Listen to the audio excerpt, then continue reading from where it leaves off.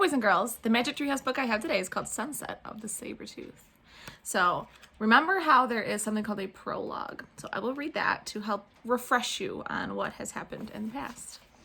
One summer day in Frog Creek, Pennsylvania, a mysterious treehouse appeared in the woods. 8-year-old Jack and his 7-year-old sister Annie climbed into the treehouse. They found it. It was filled with books. Jack and Annie soon discovered that the treehouse was magic. It could take them to the places in the books. All they had to do was point to a picture and wish to go there. Jack and Annie visited dinosaurs, knights, an Egyptian queen, pirates, ninjas, and the Amazon rainforest. Along the way, they discovered that the treehouse belonged to Morgan Le Fay. Morgan was a magical librarian. She traveled through time and space, gathering books for King Arthur's library. On their 5th adventure, Night of the Ninjas, Jack and Annie found a little mouse in the treehouse. Annie learned their new friend's name, Peanut. Jack and Annie also found a note from Morgan. The note told them that she was under a spell. To free her, Jack and Annie must find 4 special things. They found the first thing in old Japan, second in the Amazon River. Now Jack and Annie and Peanut are about to set out in search of the third thing in Sunset of the Sabertooth. Chapter 1, The M Things. Let's go to the treehouse, said Annie. She and Jack were passing the Frog Creek woods on their way home from their swimming class at the Y. No, I want to go home and change out of my bathing suit, said Jack.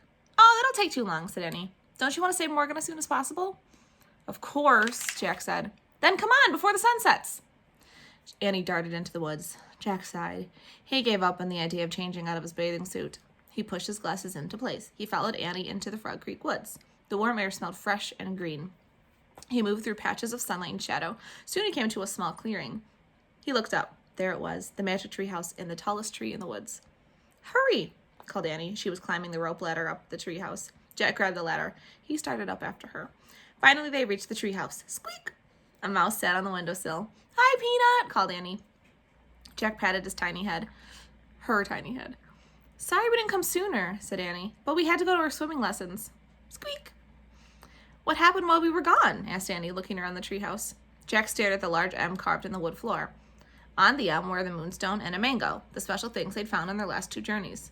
Hey, guess what? Said Jack. Moonstone mango start with the letter M, just like Morgan. You're right, said Annie. I bet all 4 things start with an M, said Jack. Right, said Annie. I wonder where we'll find the next one.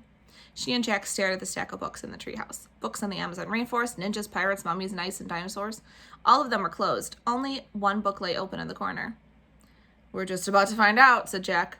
They walked over to an open book. They looked at the page the book was open to. It showed a picture of rocks and snow. Wow, said Annie, running her finger over the picture. I love snow. I wish we could go there right now. Wait, said Jack, we're not prepared. And then he had another thought. And we're wearing our bathing suits. Stop! Oops, said Annie. Too late. The wind started to blow. The leaves started to shake. The treehouse started to spin. It spun faster and faster. Then everything was silent. It was as silent as the falling snow. Chapter 2, Bones. Jack and Annie and Peanut looked outside. Snow was falling from a gray sky. The treehouse was in the tallest tree in a grove of tall, bare trees. The grove was on a wide, white plain. Beyond the plain were high, rocky cliffs. So the word plain doesn't mean, an airplane. It means super flat area for miles and miles. I'm cold, said Annie. Her teeth were chattering. She wrapped her towel tightly around her. Squeak! Peanut sounded cold, too. Poor mouse, said Annie. I'll put you in Jack's pack. You'll be warmer there. Annie slipped Peanut into the pocket of the backpack. We have to go home, said Jack. We need warmer clothes. We can't go home, said Annie. We need to find the Pennsylvania book. Or we can't find the Pennsylvania book. Not until our mission is complete, remember? That's the way the magic works. Right, said Jack. He looked around. There was no sign of any Pennsylvania book. Annie peered out the window again. Where are we anyway? I'll find out, said Jack. He picked up the open book and read the title on the cover. Life in the Ice Age. Ice Age, said Annie. No wonder why we're so cold. We better find that third M thing soon, said Jack, before we freeze to death. Look, whispered Annie. People. She pointed out the window. Jack saw them, too. 4 figures on a cliff. 2 big figures and 2 little ones, all holding long spears. Who are they? Oh, look in the book. So there they are, peeking out the window. And there are the 4 people from far away. He found a picture of some people and he read the caption to Annie. Early modern humans were called Cro-Magnons. During the late Ice Age in Europe, they sometimes lived in caves beneath cliffs. Why are they carrying spears? Said Annie. Jack turned the page and he found another picture of the Cro-Magnons. He read, The Cro-Magnon family often hunted together. They covered deep pits with branches. Then they drove reindeer and mammoth into the traps. Oh, trapping the animals, that's sad, said Annie. No, it's not, said Jack. They couldn't live without hunting. They didn't have supermarkets, you know. They watched the family disappear over the other side of the cliff. Come on, I'm freezing, said Jack. Let's hurry and find the other M thing while the Cro-Magnons are hunting. But I want to meet them, said Annie. Forget it, said Jack. They don't have books to tell them about us. They might think we're some sort of enemy and hurl their spears. Yikes, said Annie. Jack put his book away. Squeak! Peanut peeked out of the backpack. Stay in there, said Annie. Jack pulled on his backpack and started down the rope ladder. Annie followed. On the icy ground, they huddled together. The wind was biting. The wind wasn't actually biting, but it felt like it. It was so cold. Jack put his towel over his head. Snow blew against his glasses. Hey, Jack, said Annie. Look at me. Annie put on her swimming goggles. Now I can see. Good thinking, said Jack. Now cover your head with your towel. Most of your body heat is lost through your head. Annie wrapped her towel around her head. We should find a cave or someplace warmer. I bet there are caves in those cliffs, said Annie. She and Jack started across the white plain. The snow wasn't deep yet, but the wind was blowing hard. I told you, Annie pointed to an opening. A cave. They ran into it. Careful, said Jack. They stepped carefully into the shadowy cave. It was only slightly warmer inside, but at least the wind wasn't blowing. In the gray light, they stamped the snow off their sneakers. Annie took off her goggles. It smells in here, said Jack. Yeah, like a wet dog, said Annie. Let me see what I can find out, said Jack. He pulled out the Ice Age book. I'll look around, said Annie. Maybe the M thing's in here, then we can go home and get warm. Jack stood by the entrance so he could read the book. This cave is filled with sticks, said Annie. What? Jack said. He didn't look up from his book. No, wait, I think they're bones, said Annie. Bones? Said Jack. Yeah, lots of them back here, all over the floor.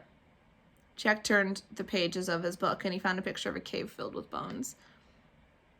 I hear something, said Annie. Jack read the writing below the picture of the cave and it said, the great cave bears of the Ice Age were over 8 feet tall. These bears were larger and fiercer than today's grizzlies. Their caves were filled with the bones of their ancestors. Annie, whispered Jack, get back here now. They were in the cave of a great cave bear. Chapter 3. Brr. Annie, whispered Jack again. No answer. He put his book quietly into his pack and he stepped further into the cave. Annie, he said a little louder. Jack stepped on the bones. The wet dog smell grew stronger. He kept going deeper into the smelly blackness. He ran into something and he gasped. Jack, said Annie, is that you? Did you hear me calling? Jack whispered. We have to get out of here. Wait, someone's sleeping in the back. Did you hear him snoring? Jack heard a low, deep moaning. It was loud, then soft. Loud, then soft. That's not a person, he said. It's a great cave bear. A booming snore shattered the air. Yikes, said Annie. Go, go, said Jack. He and Annie ran through the cave, over the bones, and out into the falling snow. They kept going. They ran between the fallen rocks and jagged cliffs. Finally, they stopped and turned around. All they could see was snow and rocks and their own footprints. No bear. Phew, said Annie. That was lucky. Yeah, said Jack. He probably never even woke up. We just got into a panic. Annie huddled close to Jack. Brr, I'm freezing, she said. Me too, he said. He took off his glasses to wipe off the snow. The cold wind blew against his bare legs. Wow, said Annie, look. She pointed at something behind Jack. What? Jack put his glasses back on and turned around. Under a cliff was a wide ledge. Under the ledge was another cave. Only this cave seemed to have a golden glow. This one looked cozy and safe and warm. Chapter 4. Cave Kids. Jack and Annie crept to the cave and peeked inside. A small flame danced from a bed of glowing coals. Near the fire were knives, axes, and hollowed-out stones. Animal skins were neatly stacked against the wall. People must live here, said Annie. Maybe it's the home of the Cro-Magnons we saw, said Jack, looking around. Let's go inside and get warm. Jack and Annie moved quickly into the fire and warmed their hands. Their shadows danced on the stone walls. Jack pulled out his Ice Age book. He found a picture of a cave and he read, Cro-Magnons made many things from animals, plants, and stone. They made flute-like musical instruments from mammoth bones. They made ropes by braiding plant fibers. They made axes and knives from stone. Jack pulled out his notebook and pencil and he started a list. Cro-Magnons made bone flutes, plant ropes, stone axes, and knives. Ta-da! Said Annie. Jack looked up. Annie was wearing a coat. It had a hood and long sleeves. It went all the way down to her shoes. Where did you get that? Said Jack. From that pile of free skins, said Annie, pointing. They must be their clothes. Maybe they're being mended. She picked up another coat and handed it to Jack. Try this one. It's really warm. Jack put his backpack and towel on the hard floor and he slipped on the coat.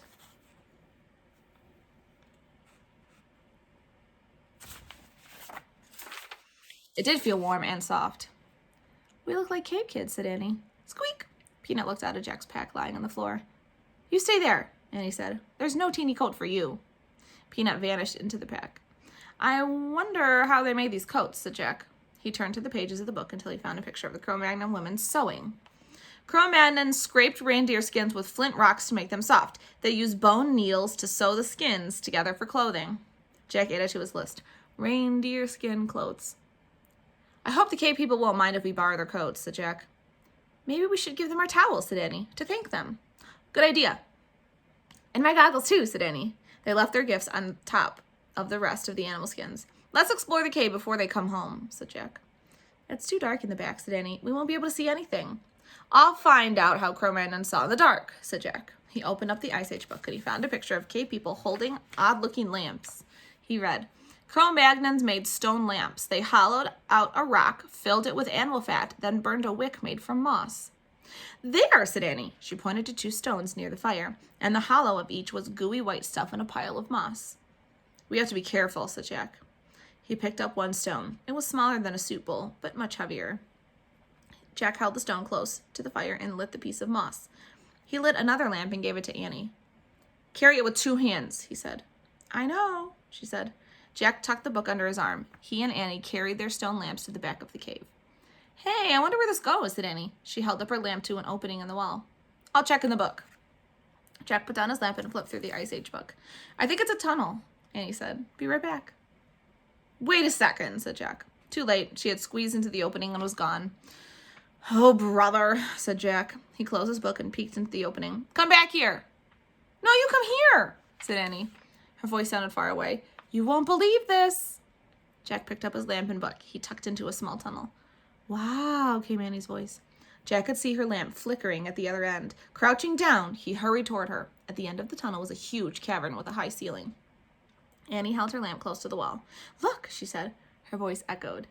Animals were painted on the wall in strokes of red and black and yellow. There were cave bears, lions, elk, and reindeer, bison, and woolly rhinos, and mammoths. In the flickering light, the prehistoric beasts looked alive. Chapter 5, Snow Tracks. Wow, what is this place? Said Jack. Maybe it's an art gallery, said Annie. I don't think so, said Jack. It's too hard to get to. He read about the cave paintings. These Ice Age beasts were painted 25,000 years ago. Cro-Magnons painted pictures of animals they hunted. They would have believed the paintings would give them power over the animals. Wow, look at this, said Annie. She pointed at a painting farther down on the wall. It showed a figure with human arms and legs, reindeer antlers, and an owl face. It seemed to be holding a flute. Jack looked at the book again. He found the picture of the figure and he read, Cavemen may have been led by a sorcerer or master of the animals. He may have worn reindeer antlers so he could run like reindeer and an owl mask so he could see like an owl. And that is the master of the animals they were talking about. So kind of like hieroglyphics, a little bit, drawings on a wall. What is it, said Annie. The master of the animals, said Jack. He's a sorcerer. Oh, wow, said Annie. That's it. That's what? That's who we have to find. Why? Maybe he's a friend of Morgan's, said Annie. Jack nodded. Maybe. Let's go find him. Jack and Annie went back through the tunnel into the first cave.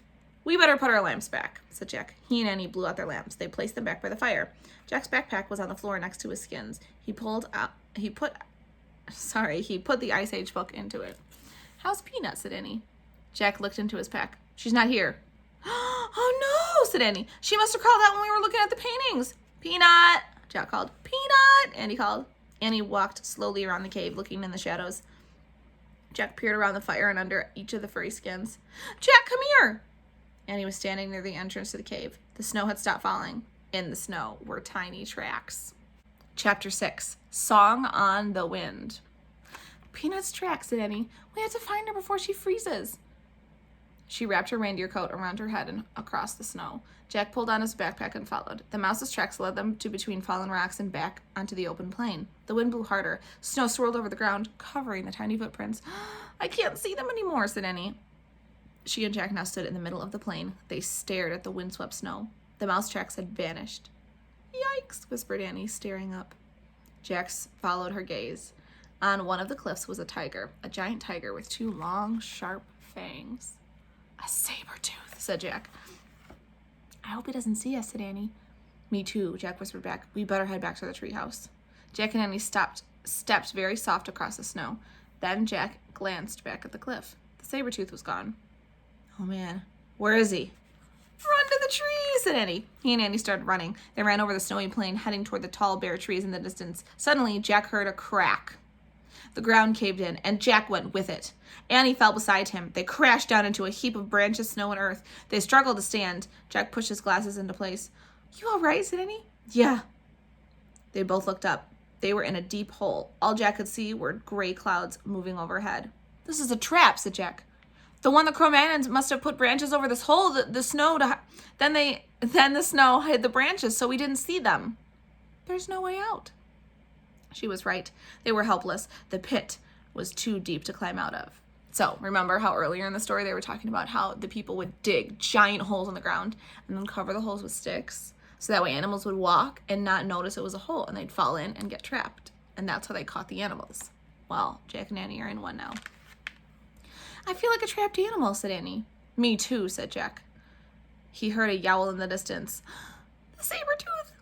Jack pulled out the Ice Age book. He found a picture of the Sabertooth and he read, The Sabertooth was the fiercest beast in the Ice Age. It attacked humans as well as woolly mammoths and other large animals. Oh, brother, said Jack. Listen, Annie grabbed him. What? I hear music. Jack listened, but all he heard was the wind. Did you hear it? Said Annie. No, said Jack. Listen carefully. He closed his eyes. He listened very carefully. He heard the wind, but this time he heard another sound, too. Strange, haunting music. Ah! Annie cried. Jack opened his eyes. Staring down at them was a figure wearing a reindeer antlers and owl mask. The sorcerer, whispered Jack. Squeak! And Peanut peeped down at them, too. That is what they see when they look up at the top of the hole. You can't see Peanut, but they said they saw Peanut, too. Chapter 7, The Sorcerer's Gift. The sorcerer didn't speak. He stared through the eye holes of the owl mask. Help us, please, said Annie. The sorcerer threw a rope into the pit, and Jack grabbed it. He wants us to pull it up. He wants to pull us up, said Annie. Jack looked up. The sorcerer was gone. Where did he go? Tug on the rope, said Annie. Jack tugged. The rope tightened. It began rising. I'll go first, Annie said. Annie, this isn't a game, warned Jack. Don't worry, I'll be careful. Jack gave her the rope. Okay, but hold on tight. Annie held the rope with both hands. She pushed her feet against the side of the pit. She rose into the air with the rope. She kept pressing against the side of the pit until she reached the top. Jack saw the sorcerer reappear and help Annie up. Then they moved out of sight. Jack was puzzled. That means confused.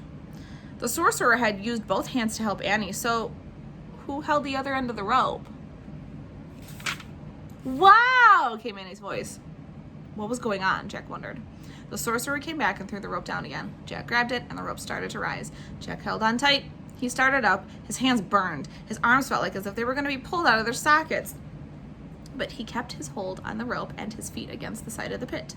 At the top, the sorcerer pulled Jack in onto the snowy ground. Thanks, said Jack, standing.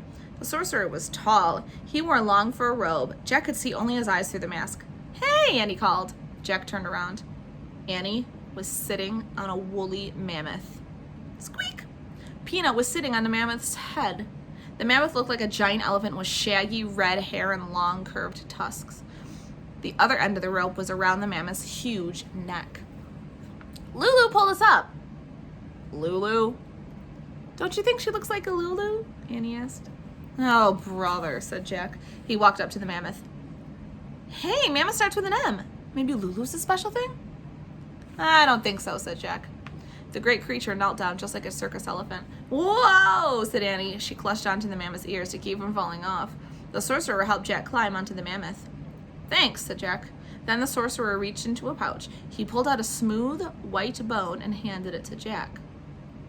The bone was hollow. It had 4 holes along the side and 2 on the other.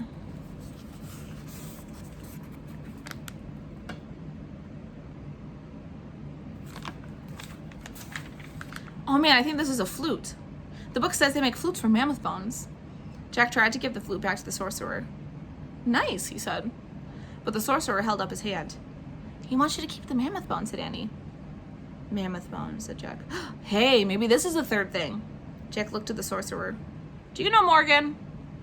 The sorcerer did not answer, but his eyes sparkled with kindness. He turned away from Jack and untied the mammoth rope. Then he whispered into the ear of the giant woolly creature. When the mammoth stood up, Jack gripped Annie's coat to keep from falling off. He felt miles above the ground. He nestled behind Annie in the dip between the mammoth's head and the huge curved back. The mammoth took slow, plodding steps across the snow, then picked up speed. "Where are we going?" said Jack as they bumped up and down. "To the treehouse," said Annie. "How do you know where it is? Or how does he know where it is?" "She just knows," said Annie. Jack looked back. The sorcerer was standing in the snow, watching them. But at that moment, the clouds parted and the sun came out. Jack was blinded by the sunlight and the snow. He squinted to see, but the sorcerer had vanished. Chapter 8, The Great Parade. The huge mammoth walked across the open plain. "Look," said Annie. She pointed to a herd of elk in the distance. They had great wide antlers. "There," said Jack as a herd of reindeer came into view. They pranced gracefully across the snow. Then a woolly rhino joined them in the open plain. Then a bison. The elk, reindeer, rhino, and bison moved along with them at the distance. They seemed to be escorting Jack and Annie back to the treehouse. The snow sparkled with sunlight. "This is a great parade," Jack thought. "Fantastic." They were getting closer and closer to the grove of tall trees. "I told you," said Annie. "Lulu is taking us home." But just then the mammoth let out a cry. All the other animals bounded off. Peanut started to squeak. Jack looked around. Behind them, the Sabertooth was slinking across the sunlit snow. The woolly mammoth roared and plunged forward. Jack and Annie nearly fell off. Jack clutched Annie, and she and Peanut clutched the mammoth's shaggy hair. The mammoth thundered wildly over the ground. "Ah!" Jack and Annie yelled. The mammoth charged to the grove of trees, but the tiger had circled around the trees. He stood between the tallest tree and the mammoth. They were trapped. The Sabertooth began moving slowly toward the mammoth. The woolly mammoth roared fiercely. But Jack knew a Sabertooth could kill any creature, including a mammoth. The huge tiger's head was down. His burning eyes were fixed on the mammoth. His long white fangs glinted in the sunlight.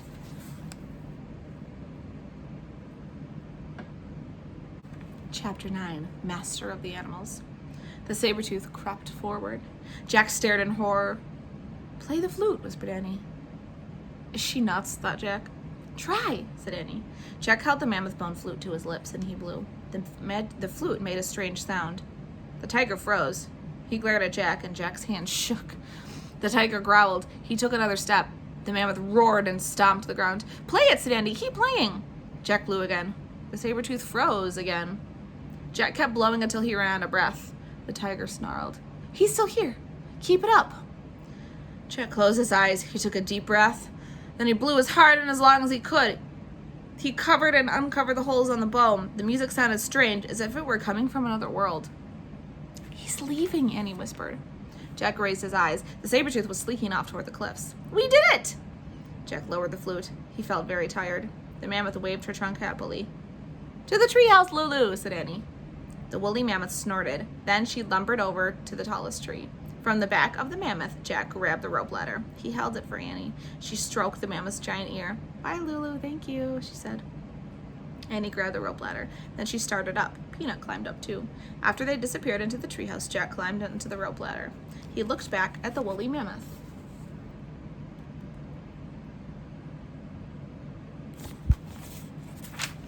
"Bye, girl," he said. "Go home now and watch out for the Sabertooth."